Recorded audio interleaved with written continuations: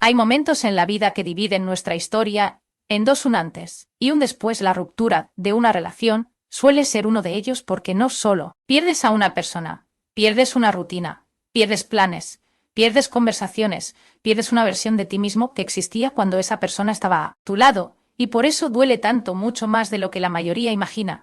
Quizás llevas días, semanas, meses o incluso años intentando responder una sola pregunta: ¿por qué no puedo soltar? ¿Por qué sigo pensando en alguien que ya no está? Pero hay algo todavía más doloroso, algo que casi nadie te dice. Quizás no estás sufriendo porque esa persona se fue, quizás estás sufriendo porque una parte de ti sigue viviendo en el pasado, y mientras esa parte no regrese, ninguna explicación será suficiente. Y si hoy estás viendo este video, es posible que todavía estés esperando algo: un mensaje, una llamada, una explicación, o quizás un milagro. Pero lo que descubrirás hoy puede ser mucho más importante que recuperar a esa persona, porque una parte de mí continúa esperando algo que probablemente nunca sucederá. Y quiero que escuches esto con atención, porque puede cambiar la forma en la que entiendes tu sufrimiento. El verdadero dolor de una ruptura no siempre es la pérdida.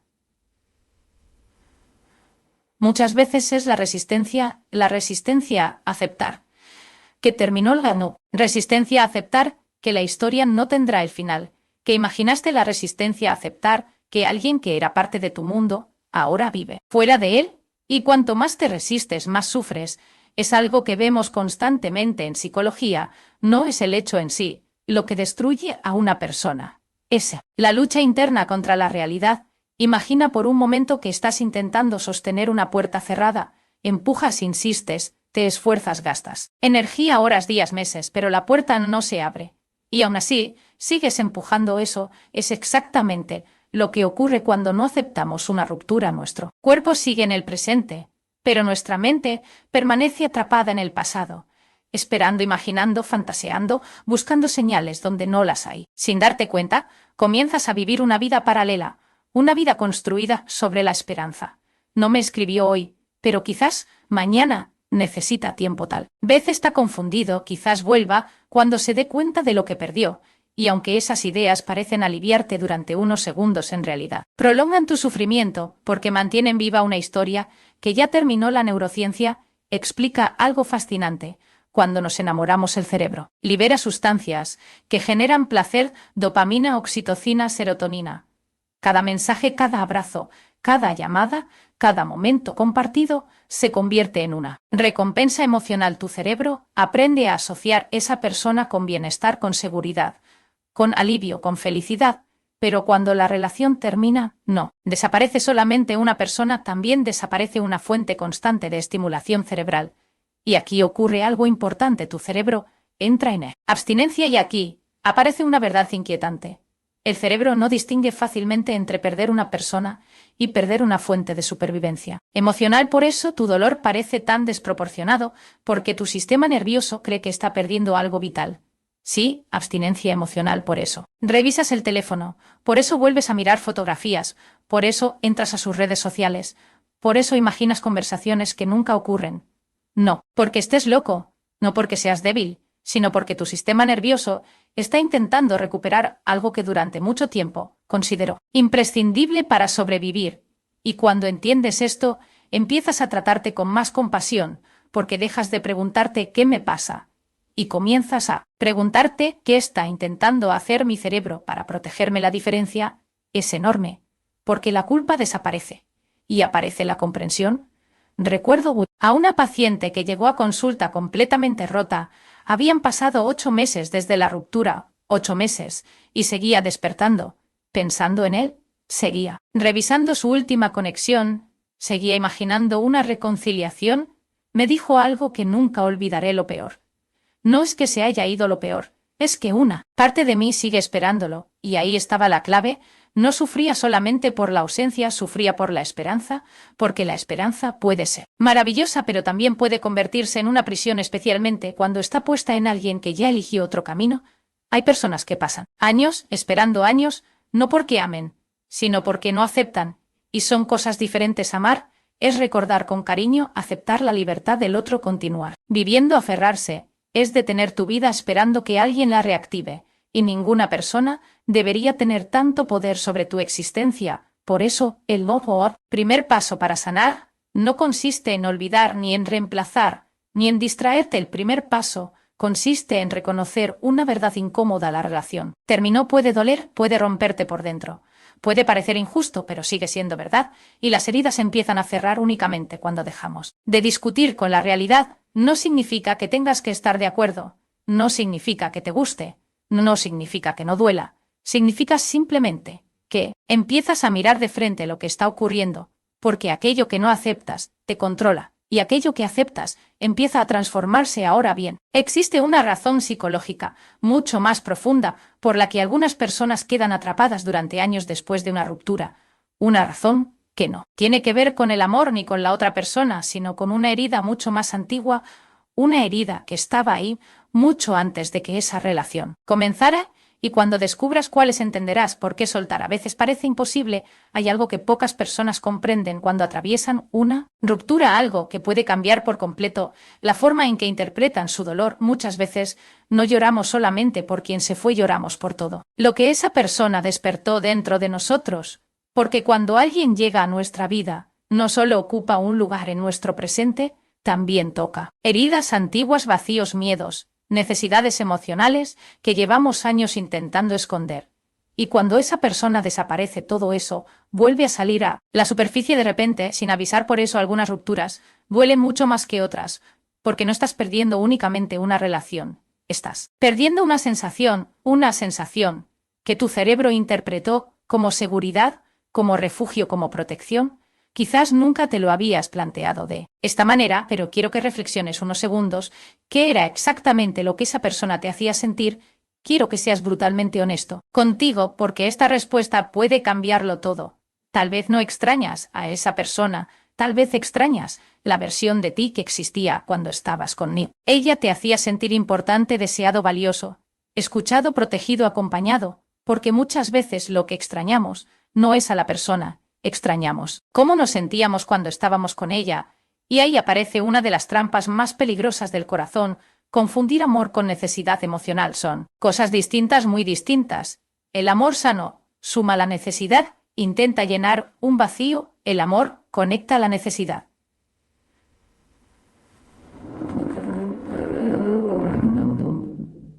Depende el amor, comparte el amor. Necesidad se aferra. Y cuando existe una herida emocional previa a la ruptura, puede sentirse como una catástrofe, no porque la otra persona fuera perfecta, sino porque parecía indispensable. Desde la neurociencia, sabemos que nuestro cerebro busca constantemente seguridad emocional. Es una necesidad biológica. Desde niños aprendemos a sobrevivir a través del vínculo. Necesitamos sentirnos vistos, necesitamos sentirnos protegidos, necesitamos sentirnos importantes para alguien. Y cuando esas necesidades no se cubren completamente durante la infancia o la adolescencia, a veces llegamos a la vida adulta, intentando encontrarlas desesperadamente en nuestras relaciones, sin darnos cuenta, buscando en una pareja aquello que nunca recibimos completamente. Y entonces ocurre algo, conocemos a alguien, nos enamoramos y sentimos que finalmente hemos encontrado aquello que faltaba, la pieza perdida, la respuesta, el lugar seguro. Y aquí surge una pregunta incómoda. Una pregunta que pocas personas se atreven a responder. ¿Realmente amabas a esa persona o la habías convertido en la solución de heridas que nunca sanaste? Porque cuando alguien se convierte en tu refugio emocional, su ausencia no se siente como una ruptura, se siente como una amenaza, como si una parte de tu estabilidad desapareciera de repente. Y entender esto puede cambiar por completo la forma en que interpretas tu dolor, pero cuando esa relación termina, la herida original vuelve a abrirse, y ahora duele doble, porque ya no duele solo la ruptura, duele el abandono, duele el rechazo, duele el miedo, duele la sensación de no ser suficiente. Recuerdo a un hombre que llegó devastado. Después de una separación, no podía entender por qué sufría tanto. La relación había durado apenas un año. Sin embargo, estaba completamente destruido durante una sesión. Me dijo algo revelador: cuando ella se fue sentí exactamente lo mismo que sentía cuando mi padre desaparecía durante semanas, cuando era niño. Y entonces todo cobró sentido. Su dolor actual estaba conectado con una herida mucho más antigua. La ruptura solo había activado algo que llevaba años dormido. Esto sucede más de lo que imaginas. La persona se va, pero el sufrimiento se multiplica porque arrastra emociones que vienen de mucho antes. Por eso es tan importante mirar hacia adentro, porque sanar una ruptura no consiste únicamente en superar a alguien, también consiste en comprender qué partes de ti dependían de esa relación para sentirse completas. Y aquí quiero decirte algo que quizás necesites escuchar. No estabas roto antes de conocer a esa persona y tampoco estás roto ahora que se fue. Lo que ocurre es que durante mucho tiempo colocaste parte de tu bienestar emocional en manos ajenas, como hacemos muchos, como hacen millones de personas, porque nadie nos enseñó a construir seguridad emocional. Desde dentro, nos enseñaron a buscarla fuera, en la aprobación, en la validación, en la atención, en el amor de otros. Y cuando eso desaparece, sentimos que nos derrumbamos. Pero la verdad es otra. No te estás derrumbando. Estás despertando, porque la ruptura te obliga a mirar algo que llevabas años evitando, la relación con tu propia persona. Hay una pregunta que suelo hacer y quiero que te la hagas ahora mismo. Si supieras con absoluta certeza que tu ex jamás regresará, ¿qué tendrías que aprender sobre ti? Respira y piensa la respuesta, porque ahí suele estar la clave. Quizás tendrías que aprender a estar solo. Quizás tendrías que desarrollar autoestima. Quizás tendrías que dejar de buscar validación constante. Quizás tendrías que descubrir quién eres fuera de una relación. Y precisamente por eso duele tanto, porque el duelo no solo te obliga a despedirte de alguien, también te obliga a encontrarte contigo mismo. Y esa puede ser una de las experiencias más incómodas de la vida, pero también una de las más transformadoras, porque llega un momento en el que entiendes algo fundamental. No necesitas recuperar a esa persona para volver a sentir paz, necesitas reconstruir la relación contigo, necesitas convertirte en el lugar seguro que llevabas años buscando fuera. Y cuando eso empieza a suceder, algo cambia. La ansiedad disminuye, la obsesión pierde fuerza, la esperanza desesperada comienza a apagarse, y poco a poco aparece una pregunta diferente.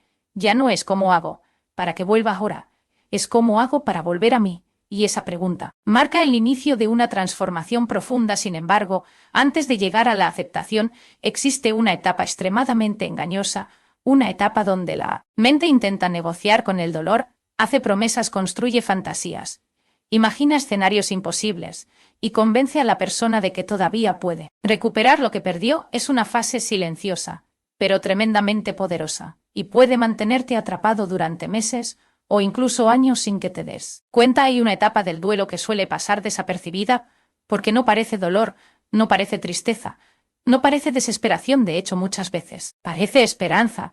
Y precisamente por eso es tan peligrosa, porque mientras otras emociones te muestran la herida, esta emoción la esconde, la disfraza, maquilla y te hace creer que todavía existe una posibilidad, aunque la realidad esté diciendo otra cosa. Es la etapa de la negociación, el momento en que la mente se niega a rendirse, el instante en que una parte de ti piensa: si hago las cosas bien, quizás vuelva, si cambio lo suficiente, quizás sea arrepienta si demuestro mi valor, quizás me elija otra vez.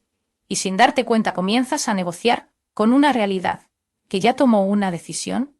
Es una reacción profundamente humana, porque nuestro cerebro odia las pérdidas, las percibe como amenazas, y cuando algo importante desaparece, intenta recuperarlo a cualquier precio. Por eso aparecen pensamientos obsesivos, escenarios imaginarios, conversaciones ficticias, planes imposibles. La mente empieza a fabricar futuros alternativos, versiones de la historia, donde todo termina bien, donde la llamada llega, donde el mensaje aparece, donde la puerta vuelve a abrirse, y durante unos segundos eso produce alivio. Pero solo durante unos segundos después llega el golpe, porque la realidad sigue siendo la misma, la persona sigue lejos, la ruptura sigue existiendo, y tú vuelves a sentirte vacío. Entonces repites el ciclo. Vuelves a imaginar, vuelves a esperar, vuelves a negociar. Es agotador. Y lo peor es que muchas personas ni siquiera se dan cuenta de que están atrapadas en esta etapa. Creen que están sanando, pero en realidad siguen esperando. Recuerdo a una mujer que llevaba más de un año separada. Seguía hablando de su ex en presente, como si la relación estuviera en pausa. No decía mi antigua pareja. Decía cuando volvamos, cuando arreglemos esto, cuando se dé cuenta. Todo su lenguaje estaba construido alrededor de un futuro que no existía, y eso le impedía vivir porque nadie puede construir una nueva vida mientras sigue habitando una niga. Historia que terminó aquí. Aparece algo fascinante desde la neurociencia. Cuando imaginas que tu ex regresará a tu cerebro, libera pequeñas cantidades de dopamina, la misma sustancia asociada al placer y la recompensa. Es decir, la esperanza se convierte en una droga emocional. Voy a decirte algo difícil. La esperanza puede ser más adictiva que el amor, porque el amor mira la realidad, pero la esperanza desesperada vive de fantasías. Y las fantasías nunca tienen defectos, no necesitas que ocurra algo real, basta con imaginarlo. Y durante un instante sientes alivio. Por eso cuesta tanto soltar, porque no solo estás dejando ir a una persona, también estás dejando ir una fantasía que calma tu ansiedad temporalmente, pero que prolonga tu sufrimiento a largo plazo. Y aquí quiero que hagas una pausa porque esta pregunta puede ser incómoda. ¿Extrañas realmente a esa persona? Voy a decirte algo que puede incomodarte. A veces no sufrimos por amor, sufrimos porque nuestro ego no acepta haber sido rechazado, porque una parte de nosotros sigue preguntándose, ¿por qué no fui suficiente? Y esa pregunta puede doler más que la ruptura misma. Respira antes de responder, porque muchas personas descubren algo devastador. No extrañan a quien perdieron, extrañan el futuro que imaginaron junto a esa persona. Y perder un futuro imaginado también es una forma de disia. Duelo o extrañas la posibilidad de que las cosas fueran diferentes. Son preguntas distintas, y las respuestas también lo son. Muchas personas descubren algo sorprendente cuando se atreven a ser honestas. No extrañan tanto a la persona, extrañan la historia que imaginaron junto a ella, el futuro que habían construido en su mente, los planes, las promesas, las expectativas, la versión de vida que creían que tendría. Y cuando entiendes esto, empiezas a comprender por qué duele tanto. Porque no solo estás despidiendo a alguien, también estás despidiendo una ilusión, y las ilusiones pueden ser extraordinariamente difíciles de abandonar porque nunca tuvieron defectos, nunca decepcionaron, nunca fallaron. Vivían perfectas dentro de tu imaginación. Hay algo que veo constantemente: personas que transforman a su ex en alguien ideal. Olvidan las discusiones, olvidan las decepciones, olvidan las lágrimas, olvidan las veces que se sintieron solos dentro de la relación, y solo recuerdan los momentos bonitos. Es un fenómeno psicológico muy común. La mente selecciona ciertos recuerdos y deja a otros fuera, como si editara una película, mostrando únicamente las escenas felices, pero una película incompleta nunca cuenta la verdad. Por eso es tan importante recuperar una visión realista, no idealizada, no exagerada. Pregúntate qué cosas no funcionaban realmente, qué necesidades no estaban siendo atendidas, qué momentos me hacían sufrir. Porque cuando vemos únicamente lo bueno, terminamos enamorados del recuerdo, no de la realidad, y vivir enamorado de un recuerdo es una de las formas más silenciosas de sufrimiento, porque el pasado siempre gana siempre. Ninguna persona real puede competir contra una versión idealizada creada por la nostalgia, y por eso muchas personas permanecen atrapadas. No están esperando a su ex, están esperando una fantasía que nunca existió exactamente como la recuerdan. La negociación también aparece de formas más sutiles cuando revisas sus redes, cuando preguntas por él o por ella, cuando analizas cada publicación, cuando interpretas señales, cuando buscas significados ocultos, cuando conviertes cualquier detalle en una posible evidencia de regreso. Todo eso tiene una función: evitar el dolor de aceptar. Porque aceptar significa cerrar una puerta, y cerrar una puerta da miedo, mucho miedo, especialmente cuando todavía amas. Pero hay algo que debes comprender: aceptar no destruye el amor, aceptar destruye la ilusión, y son cosas diferentes. Puedes amar a alguien y al mismo tiempo aceptar que ya no forma parte de tu camino. Puedes recordar con cariño, y aún así seguir adelante. Puedes sentir nostalgia, y aún así construir una nueva vida. Porque sanar no consiste en dejar de sentir, consiste en dejar de esperar. Y cuando dejas de esperar comienza algo extraordinario. Tu energía regresa, tu atención regresa, tu presente regresa, tu vida regresa, lo que viene ahora.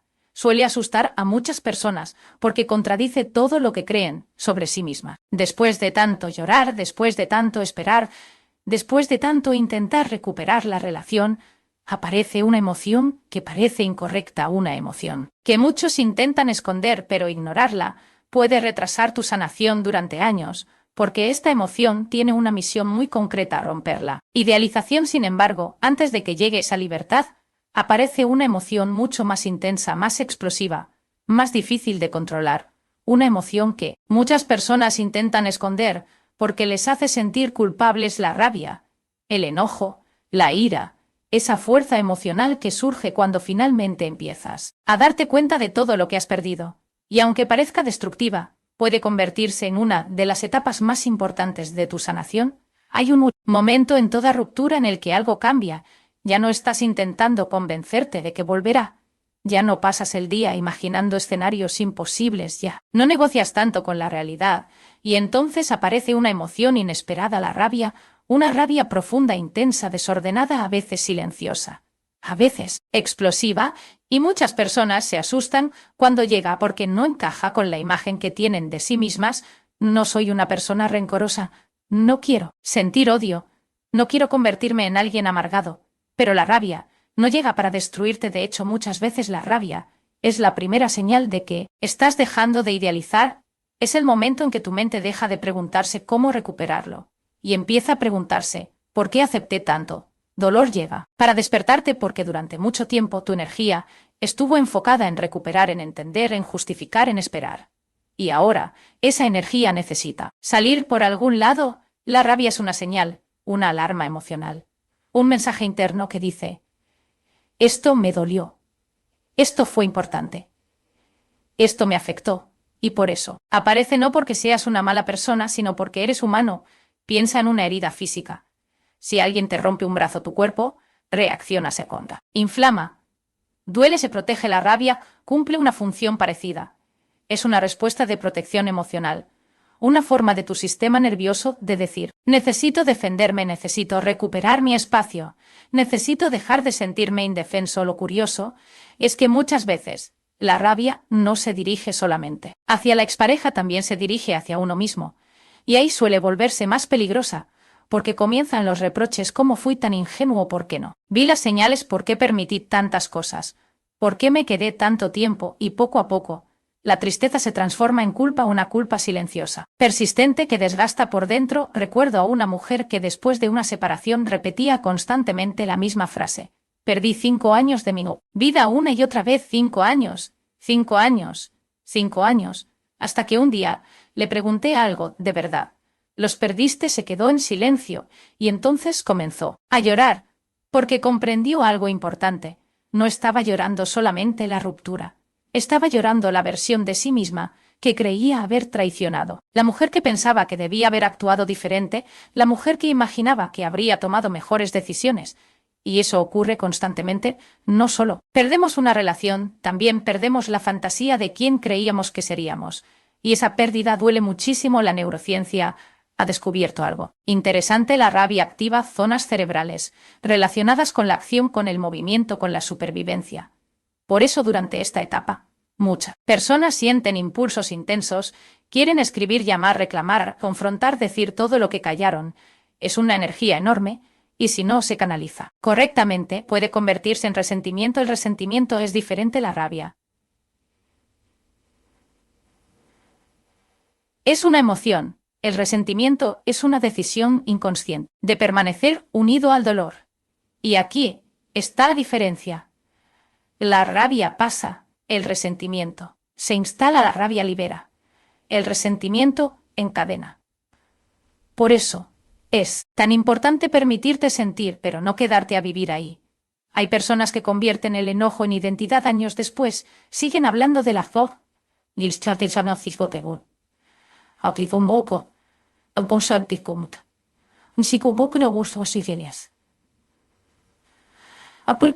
después siguen hablando de la ruptura con la misma intensidad, con la misma amargura, con la misma herida abierta.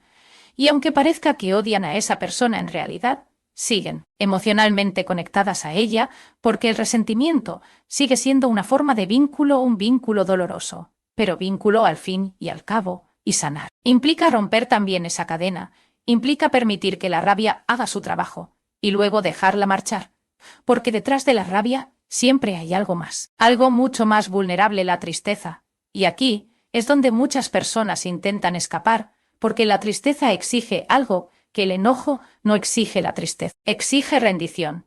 Ya no puedes luchar, ya no puedes discutir con la realidad, ya no puedes convencer a nadie.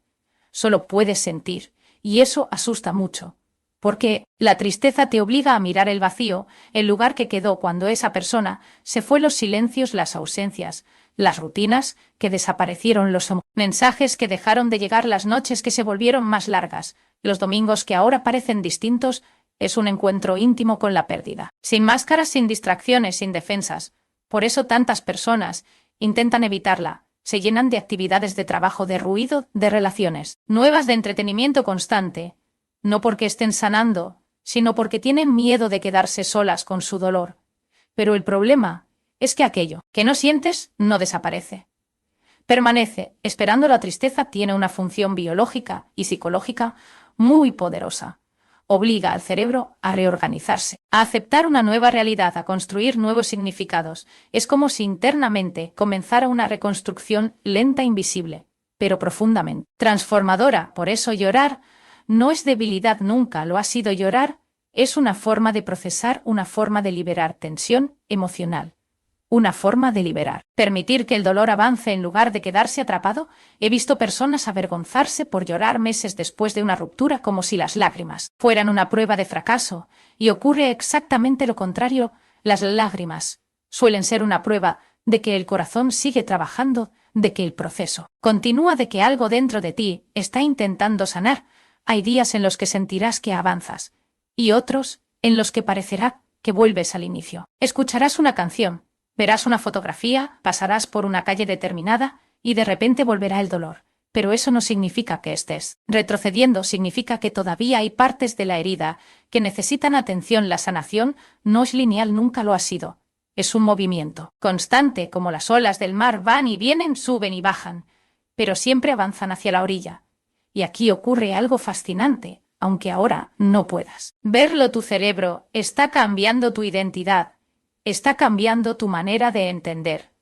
El amor está cambiando. Lo que hoy interpretas como tristeza puede ser en realidad una transformación silenciosa, porque cada lágrima está derribando una versión antigua de ti, una versión que dependía, que esperaba, que se olvidaba de sí misma para permitir que aparezca alguien más fuerte, más consciente, más libre.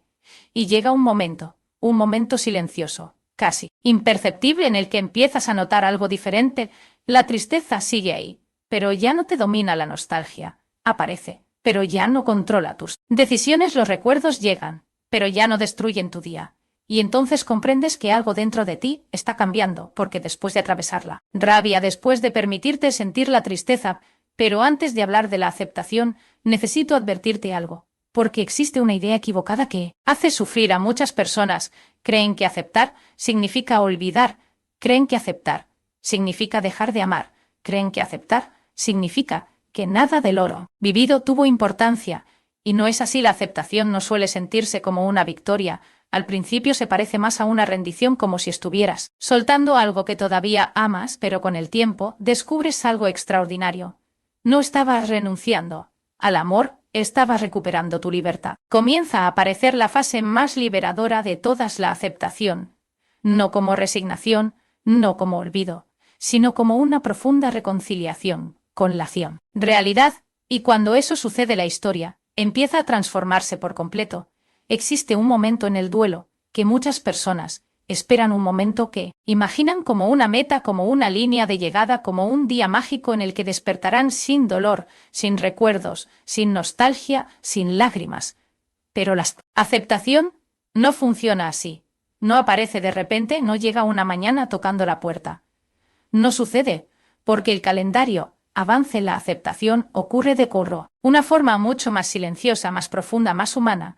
Llega cuando dejas de luchar contra lo que ocurrió, llega cuando comprendes que el pasado ya no puede modificarse, llega cuando dejas de gastar energía intentando reescribir una historia que terminó y comienzas a escribir una nueva, la tuya. Porque durante mucho tiempo creíste que tu felicidad dependía de alguien, que tu tranquilidad dependía de alguien, que tu futuro dependía de alguien.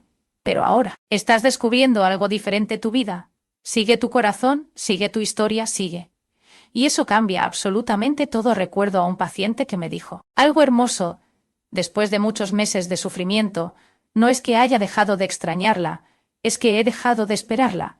Y en esa frase estaba toda la diferencia, porque extrañar es humano, esperar eternamente puede convertirse en una prisión. Puedes recordar, puedes sentir nostalgia, puedes pensar en alguien con cariño y aún así seguir adelante. Las dos cosas pueden coexistir, porque sanar no significa borrar. Sanar significa integrar, significa aceptar que esa persona formó parte de tu historia, pero ya no dirige tu presente, ya no controla tus emociones, ya no determina tus decisiones. La aceptación es recuperar el control de tu propia vida, y eso ocurre a través de pequeñas acciones, no de grandes discursos, no de grandes revelaciones. Pequeñas acciones. Una mañana decides dejar de revisar sus redes, otro día eliminas una conversación que llevabas meses guardando, otro día reorganizas tu habitación, otro día haces un plan sin pensar en si esa persona estaría o no.